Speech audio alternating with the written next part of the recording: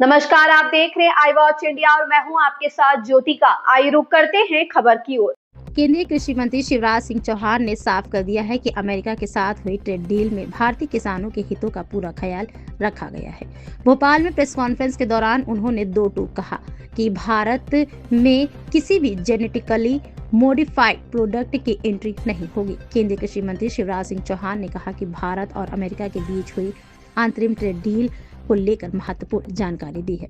उन्होंने भरोसा दिलाया कि यह डील ऐतिहासिक है और किसानों के हितों की रक्षा करेगी। इस समझौते में किसी भी ऐसे उत्पाद को शामिल नहीं किया गया है जिससे भारतीय किसानों को नुकसान पहुंचे।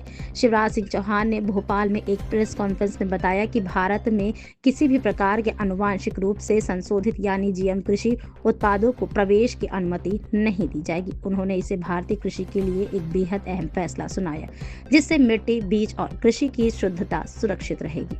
किसानों के हित सर्वोपरि, यह कहते हुए केंद्रीय मंत्री ने स्पष्ट किया कि इस ट्रेड डील में सभी संवेदनशील कृषि उत्पादों को पूरी तरह बाहर रखा गया है। सोयाबीन, मक्का, चावल, गेहूं, चीनी, मोटे अनाज, पोल्ट्री, डेयरी, केले, स्ट्रॉबेरी, चेरी, खट्टे फल, हरी मटर, काबुली चना, मूंग, तिलहन, एथेनॉल और तंबाकू जैसे उत्पादों पर किसी भी तरह के टैरिफ छूट नहीं दी गई है। उन्होंने कहा कि प्रमुख अनाजों को लेकर जो चिंता थी वे सभी पूरी तरह सुरक्षित रखे हैं। शिवराज सिंह चौहान ने यह भी स्पष्ट किया कि अमेरिका के लिए भारत अपने प्रमुख अनाज, फल और डेयरी उत्पादों का कोई द्वार नहीं खोला है।